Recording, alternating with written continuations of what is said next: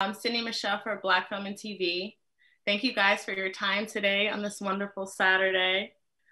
So what I've asked Lucas and Lex was my favorite quote from the movie, which was from Rosa Parks' character, where she said, if not choosing at all is choosing a side. I actually would like to get you gentlemen's response to that, because I feel like it's so prevalent and so relevant to what's going on today. Whether your political affiliation or your religious beliefs, not choosing a side is choosing a side. Not choosing good versus bad is choosing a side. Would you gentlemen agree with that? Absolutely. You can't stand on the sidelines. And actually, that's the theme of the movie, is that the main character is being challenged throughout the film. Every time he comes to a crossroads, he's challenged. Who are you? What kind of person are you? What kind of man are you? What kind of Christian are you? Who are you? What do you really stand for? And it goes right back to Rosa Parks. And Rosa Parks really did say that to Bob, and she really did say that in that doorway. Not choosing is a choice. Yeah, it is a very prevalent thing, that's going on, but it's also a very divisive thing, not in the negative way, not in that way that I believe Rosa Parks asked the question.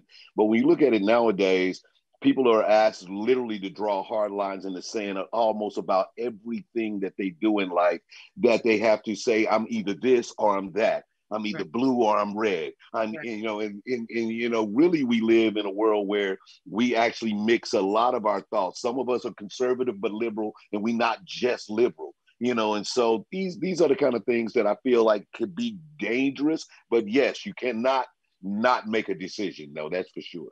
You got to make a decision. That is a child.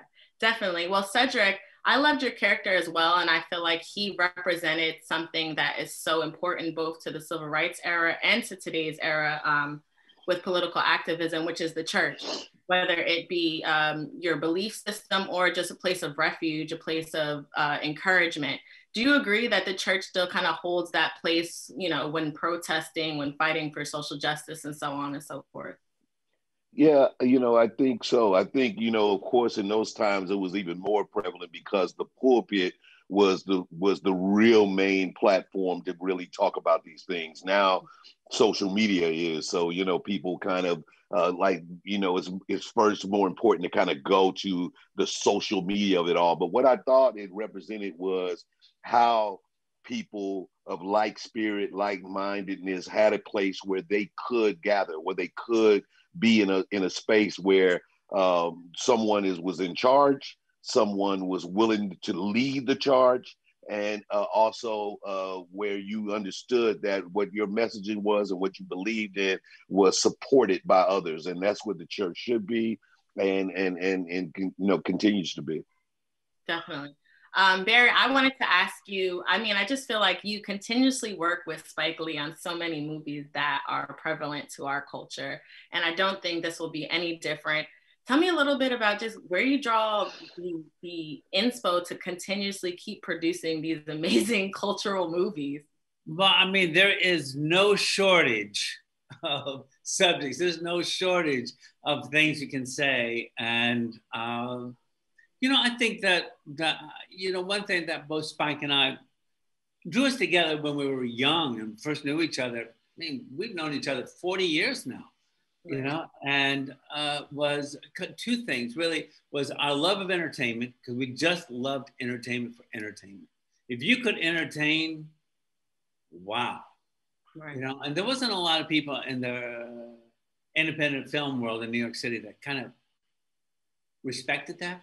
And then secondly was our politics and wanting to make movies that said something, that had something to say. And hopefully movies that were inspiring. Definitely has something to say. And just to wrap, I just wanted to ask you guys, it's such a prevalent movie. I know we learned about the civil rights movement in my generation. We know everything about it, but I think even furthermore, the generation after me, those in their late teens and early 20s, what's something that you want them to learn from this film, just aside from, the political civil rights movement? Just what's one takeaway that you would like them to have? Well, I think, well, I'll just jump real quick. I'll let Barry have, but I think it's that young people have always been involved, that they have sacrificed at very young ages. And so, I mean, you know, when the passing of John Lewis, we understood how young that he was when you really hear it. Yeah. And and I think that that's the same thing you see with Bob Zellner's story as well. And I think that that's the inspiration I would like young people to see, that it's never, you know, you don't have to wait to be grown to get involved. Never too early. Yeah. But also, I think one takeaway is that when you see the characters in this film, when you see the characters that Lex plays, Joanne, who's really an amalgam of many different women. I mean, these were dynamic people, and they were, and quite frankly, they were very well educated people. You watch Bob Zellner. Bob moves from a white world into a black world, and actually, the black world that he's moving into is in fact better educated and more worldly than him and anybody he knows. And he's not expecting that. Right. You know? And I think one takeaway is the world is surprising and is populated by people that, you know, just don't make up your mind that people are going to be like this because they're in this movement or that movement or whatever. Definitely. Well, gentlemen, I couldn't agree more. Thank you so much for your time. You are both legends, legendary, and it's an honor to be really the legend today. Both of you, Cedric, I've been a fan since I'm a little girl. I mean, awesome. Old comedy stand-ups. We're not going to go into that. Thank you guys so much for your time. Thank you for what you did with this movie. Thank you. All right, thank you. All right, take care.